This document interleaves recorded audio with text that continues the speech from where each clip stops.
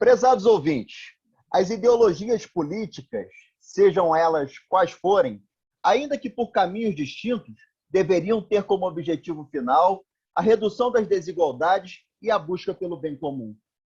Mas a prática política, entretanto, tem nos revelado uma realidade oposta. E engana-se quem acredita que esse é um quadro só do Brasil.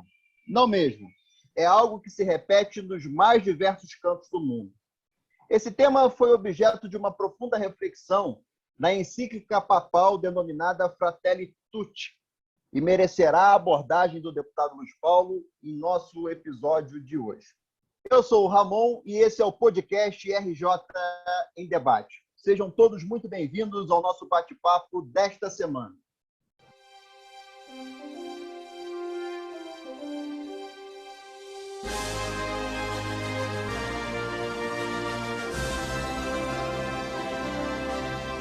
Deputado Luiz Paulo, começando mais uma semana. É verdade. Estamos nos aproximando aí do final do ano. Antes teremos as festas natalinas, né? E é necessário que a gente faça uma profunda reflexão sobre os tempos que nós estamos vivendo, né? Reflexão que abranja também a questão da economia, da distribuição de renda, da fome, da pobreza, da miséria. Deputado, tempos difíceis. E hoje a gente vai tratar de um tema espinhoso, que é um pouquinho sobre ideologia política, mas com uma abordagem sempre serena sua, e em cima da encíclica Fratelli Tutti, produzida pelo Papa Francisco, que cita o desprezo pelos mais vulneráveis, que pode ser tanto em governos populistas, que demagogicamente fingem agir na defesa destes, como em governos liberais, quando estes atuam ao serviço de interesses econômicos e particulares. A sua análise, deputado, o que o senhor pensa e acha do conceito de populismo e liberalismo excludente? Bom, eu acho que é necessário, primeiro, a gente dar a conceituação clássica de populismo, que é um conjunto de práticas políticas que se justificam com o manto de um apelo ao povo, geralmente se contrapondo às elites. Essa é a definição mais clássica de populismo. Esse conceito de populismo no Brasil, ele começa lá na década de 30, com Getúlio Dornelles Vargas, né? Foi o primeiro presidente que se intitulava o pai dos pobres, né? E deu início a essa questão populista no Brasil. E ficou muito em debate até o suicídio do mesmo em 54. Mas o populismo, né, continua a ser uma prática política muito ruim, né? E por que é uma prática política muito ruim? Porque, na verdade, o líder populista ele só pensa no engrandecimento dele mesmo. Ele precisa ter um inimigo invisível comum, em geral, as elites que ele não define quais, e que muitas vezes ele está profundamente aliado e distribuindo políticas públicas que não promovem o desenvolvimento do povo. É como você estivesse dando o peixe em vez de estar dando a vara de pescar. Esse é o conceito de populismo. Mas, em contraponto, e muitas vezes se juntando, né, nós temos hoje um liberalismo excludente. E aí também é necessário, Ramon, que se conceitue o que é liberalismo, como doutrina política econômica que inicia-se na face do jogo político mundial em função de atitudes de abertura e tolerância a vários níveis. Esse liberalismo pregava a liberdade econômica e as liberdades individuais, quando nasce, lá no século XIX, ele nasce com novidade, com algo forte, né? Como algo até revolucionário. Mas, com o andar da carruagem, ele vai se tornando um liberalismo excludente. Por quê? Porque só protegia as elites econômicas e prejudicava cada vez mais as grandes massas populacionais sem emprego, sem renda, sem trabalho. Então, esse liberalismo passou a ter uma prática excludente. E essa prática excludente gerou o que nós chamamos a Grande Primeira Guerra Mundial, né? Onde diversos países, como Alemanha, Itália, Japão, enfim, se uniram e começaram a florescer sistemas totalitários. O fascismo, o nacionalsocialismo, o falangismo e tantos ismos, né? Então, foi o arcabouço do nascimento dessas posições ideológicas radicais foi o liberalismo excludente antes da Primeira Guerra. E essas concepções ideológicas fascistas ou totalitárias se consubstanciaram entre a Primeira e a Segunda Guerra Mundial. E nos tempos atuais, esse liberalismo excludente muitas vezes se associa ao populismo, e nós temos que combatê-los. Porque o que adianta um povo ter liberdade econômica se essa economia está na mão de muitos poucos, se essa economia não tem caráter distributivo, né? Distributivo de renda e geração de oportunidades e postos de trabalho. Então, a gente tem que aprofundar essas questões, porque vem aí eleições presidenciais em 2022. E o tema central de qualquer eleição presidencial, independente do candidato, tem que ser como é que ele vê, né, a economia no contexto global e como vai, né, que política econômica ele vai propor que não seja excludente nem populista. Por isso, vamos avançar nesse debate. Pois é, deputado, o senhor citou o exemplo já de um líder popular, que foi Getúlio, né? O líder popular ele tem uma questão muito focada na possibilidade de interpretar o sentimento e as grandes tendências da sociedade. O senhor também já deu uma palhinha sobre a questão do populista, né? Que a gente já também nós temos também alguns exemplos aqui nacionais e também fora do Brasil, né? Que acabam colocando as suas habilidades a serviço do seu projeto pessoal e de um projeto de permanência do poder.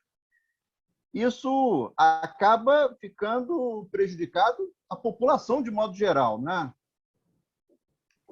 Ramon, eu acho que há uma certa confusão em ser popular e ser populista. Ser popular, para um político, é ter carisma, ter liderança, né? ter o seu trabalho reconhecido pela população. Não tem pecado nenhum ser popular.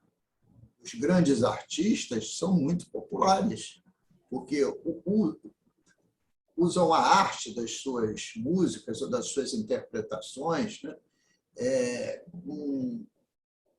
Uma virtude imensa, e isso lhe dá popularidade, porque cai no gosto da população. Então, ser popular não tem nada de erro. O populista é aquele exatamente que utiliza este poder que ele tem única e exclusivamente em benefício dele, e não em benefício dos menos favorecidos. Isso é que caracteriza o populismo. Ele precisa estar com essa troca de dar migalhas, porque se ele der independência econômica, se melhorar a renda, aquelas pessoas vão mudar de status e racionalizar melhor tudo que aqui está acontecendo. Então, o populismo tem que ser combatido. O próprio Getúlio Vargas, na sua longa vida política, ele teve muitas facetas. Ele foi um grande líder popular, em determinados momentos foi populista, né? Em alguns momentos se aliou a esse fascismo que vinha latente da Primeira Guerra e se acentuou na Segunda Guerra Mundial, e teve horas que ele foi republicano. Então, ele foi essa figura cheia de facetas e contradições.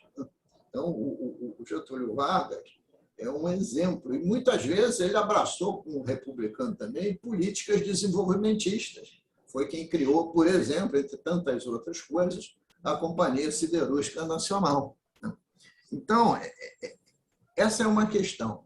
Mas como é que o populismo, nos tempos atuais, ele se acentua? Pega aí a figura, por exemplo, do presidente da República. Ele tem um inimigo etéreo, que são a academia, os poderes econômicos, as forças do mercado, as cadeias de televisão. Esses são os inimigos que ele estipulou, né? E, ao mesmo tempo, o seu ministro da Fazenda é um liberal excludente.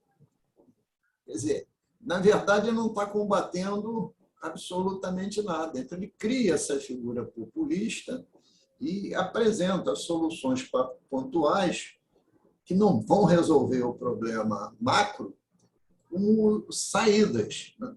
Então, ele usa uma técnica populista que hoje está sendo intitulada de populismo de direita, né? Porque está associada à questão econômica do liberalismo, né? Então, essa questão precisa ficar muito bem conceituada. Senão, a gente acha que todo mundo que é popular é populista, e não é assim, né? Mas o populismo, né, foi fortemente marcado também na nossa América Latina, antes mesmo do golpe, com Getúlio, com diversos líderes da América Latina, até aqui na Argentina também é berço de populistas famosos. O próprio Menem era um populista que deriva da corrente lá do Perón, né? Então, foi uma fase muito, muito, muito forte na América Latina e que retorna associada ao liberalismo econômico, né? E qual é o risco? A gente viu lá atrás que o liberalismo econômico excludente levou a grandes crises, volume de desemprego enorme, queda de renda, tudo que está acontecendo. Que a saída posterior foi os regimes totalitários que deveriam ter resgatado essa solução. E também desse regime totalitário nasce o próprio fascismo. Então, a gente tem que ter muito cuidado nessas questões. Por isso que esse tema é importante e precisa ser debatido. Então, é possível afirmar, deputado, que esse populismo, junto com esse liberalismo, eles, na verdade, têm meios diferentes, mas os fins acabam sendo sempre os mesmos, né? E no caso do liberalismo, o senhor pontuou bem a questão do populismo, que é bem diferente de um líder popular, né? Mas no caso desse liberalismo, ele tem um foco sempre na questão do serviço do capital especulativo, tendo o lucro fácil de uma pequena casta econômica como seu objetivo fundamental. Ou seja, retomando o início da pergunta, os meios são diferentes, mas sempre em detrimento da nossa população, do povo mais pobre, sem a busca do social, não é isso? O amor, eu acho que é mais grave. Mais grave. Porque eu acho que o populismo, na concepção da sua premissa básica, está hoje associado com o liberalismo excludente. Vou tentar botar isso em exemplos. O Brasil vai crescer, vamos dizer, vai crescer 5% do seu PIB este ano. Crescer em relação a quê? A 2020. 2020 grosso modo, o PIB caiu 4. Então, na verdade, se era menos 4, cresceu 5, cresceu 1, ou um pouquinho menos de 1. É praticamente um crescimento vegetativo. O desemprego continua no topo e a renda em queda. Então, nós estamos, do ponto de vista econômico, um baixo muito grande. A distribuição de renda é o nosso problema mais grave. Na contrapartida disso, você tem a pandemia e você precisa dar auxílio emergencial para a população. O auxílio emergencial é fundamental. Por quê? Porque vai fazer com que aquelas pessoas não morram de fome. Mas esse auxílio emergencial tem que estar associado a uma política econômica e social desenvolvimentista. E o que gera desenvolvimento é investimento, é capital produtivo, seja investimento privado, seja investimento público. O investimento gera postos de trabalho, o investimento gera renda, o investimento gera consumo, o consumo gera impostos e os impostos geram investimentos. O que você vê hoje? Exatamente ao contrário. Só políticas públicas que pregam o equilíbrio fiscal, isto é, a receita tem que empatar com a despesa, investir não é prioridade, tem que cortar salário, tem que demitir. Então, você tem uma pauta só de políticas recessivas. E políticas recessivas levam cada vez mais ao Brasil e o Estado do Rio de Janeiro, uma das unidades federativas, se afundar mais. Então, a gente está discutindo essa questão, porque a pauta econômica tem que estar amarrada, ancorada firmemente numa política de desenvolvimento econômico e social, que é investir em infraestrutura, em tecnologia, em ciência, investir para crescer. E é isso que nós não estamos vendo acontecer.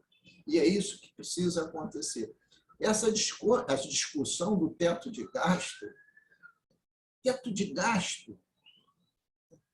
com que objetivo? Equilibrar as contas é oportuno, mas não pode estar no teto de gasto o investimento, porque se não investe, desaba. Tivemos aí recentemente o exemplo da Grécia. Isso está acontecendo em outros países do mundo. Esse receituário do liberalismo excludente, com governantes populistas que correm atrás de inimigos fantasmas para reacender as contradições e achar que o que tem que valer no mundo atual não é o conhecimento, é o senso comum, é realmente algo inaceitável. Mas tem aí uma corrente imensa de pensamento apoiando esse tipo de atitude. A gente vive no momento da preponderância do conhecimento, da ciência, de ter políticas de investimento. O maior país dito econômico do mundo, os Estados Unidos, dito, que aqui no Brasil é aplaudido, o Biden lá ganhou a eleição, tem aprovado no Congresso uma política de investimento com respeito ao meio ambiente gigantesca, porque, para eles, é claro, se não investir, não tem desenvolvimento, não tem retomada do crescimento. Eu acho que essa é a questão central. Deputado, o nosso episódio de hoje do podcast RJ em Debate, ele está tratando em relação à encíclica Fratelli Tutti do nosso Papa Francisco, que quer dizer todos os irmãos. E o senhor correlacionou bem aqui a questão do populismo com o liberalismo excludente e falou um pouquinho sobre essa questão ideológica.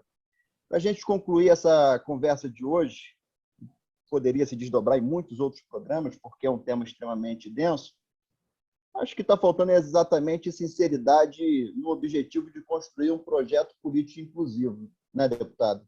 Principalmente pela busca do bem comum, que é, inclusive, a pauta do seu mandato. Ô, Ramon, o Papa Francisco ele tem uma grande sensibilidade social. Nessa encíclica, ele observa, né, e já o título Fratelli Tutti, né, é que a fraternidade, somos todos irmãos, E ele, como é argentino, ele conhece a fundo também o que é o populismo na América Latina. E sabe também, porque viveu isso intensamente, né, o que é ditadura.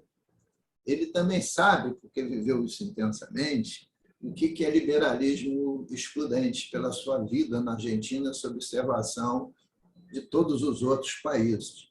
Então, na encíclica, ele coloca esses dois temas porque a preocupação da encíclica é com a distribuição de renda, com o direito ao acesso à educação, o acesso à saúde, que seja direito de todos, que não se exclua ninguém, que não se pode ter um país, um continente feliz se essa felicidade não for comum. O conceito de bem comum é exatamente isso, que as questões essenciais têm que ser distribuídas a todos. Você veja agora com a questão da vacina. Para todos se salvarem, tem que vacinar a todos.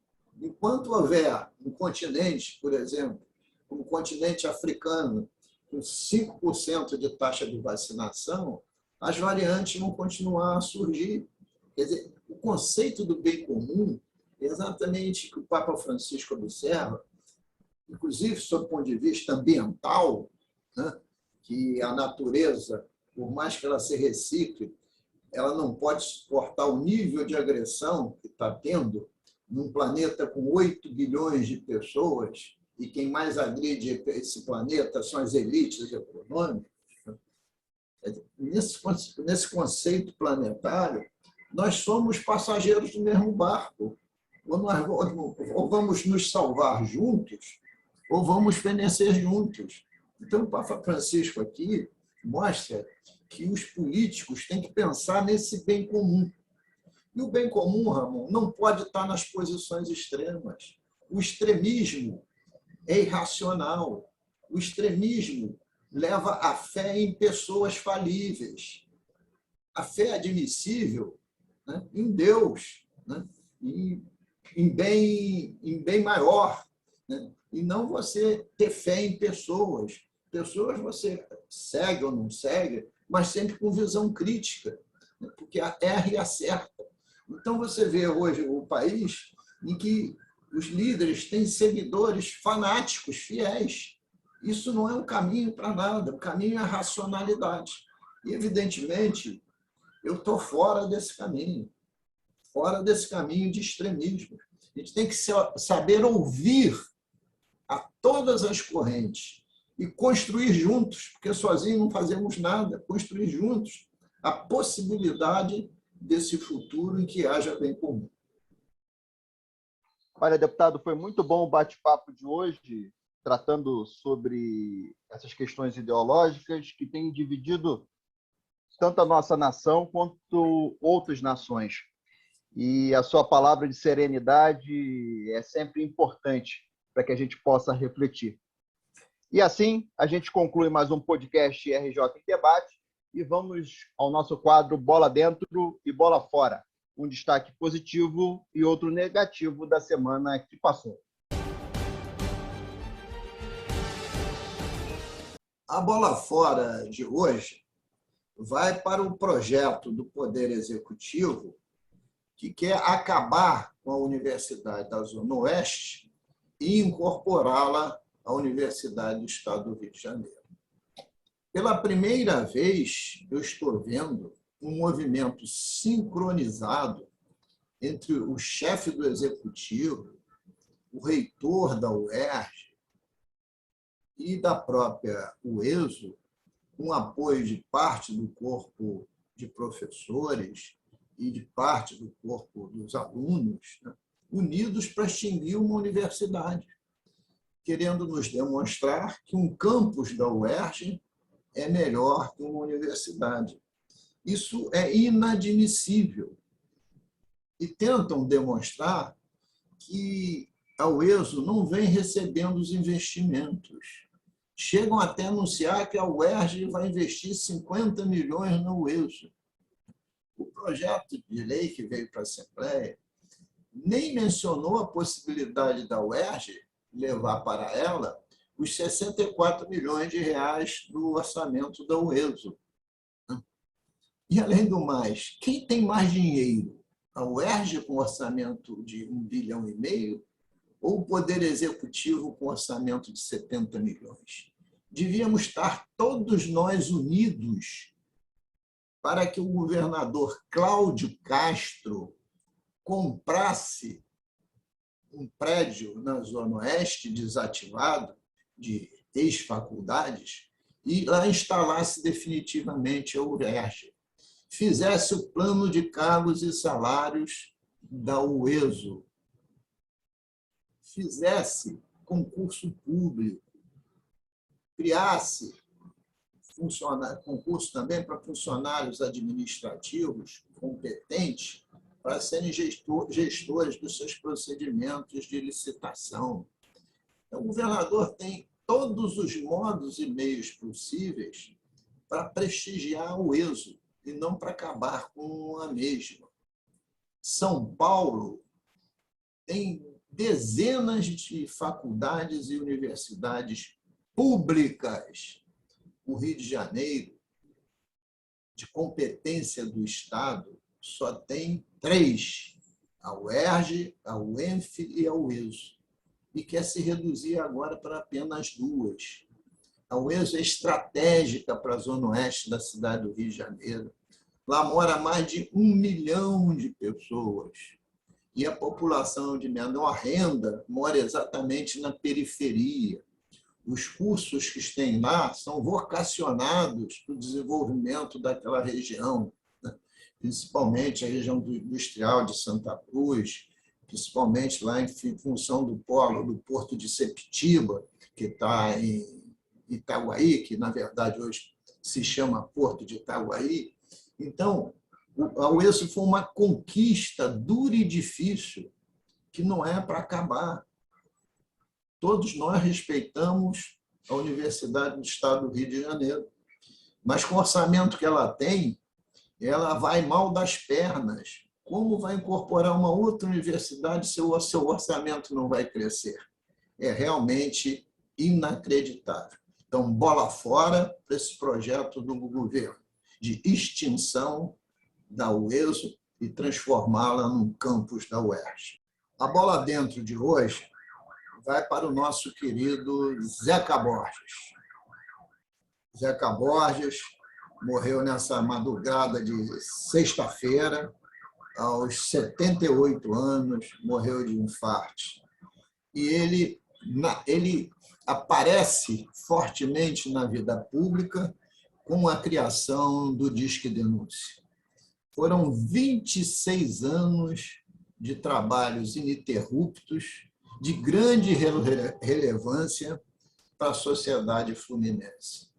Como ele bem registrou, o Disque Denúncia teve 2,7 milhões de denúncias catalogadas e 218 mil horas de serviço, em mais de 9 mil dias de trabalho, sempre ajudando as polícias a combater o crime do Rio de Janeiro.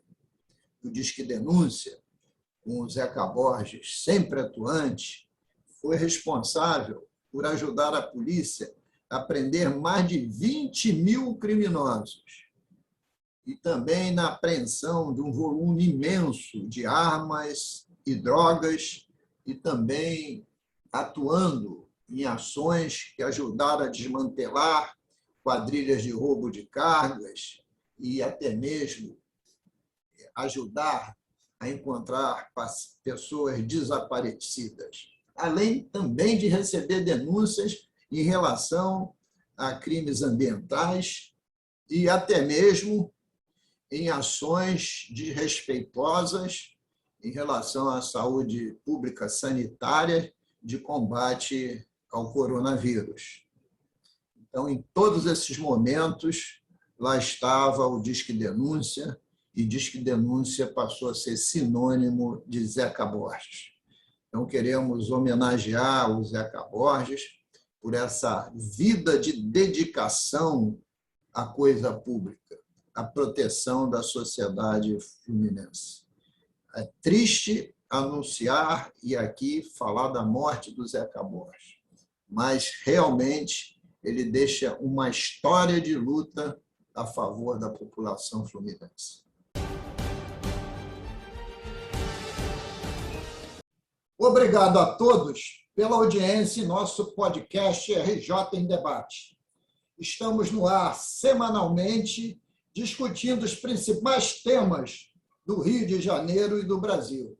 Até a próxima semana.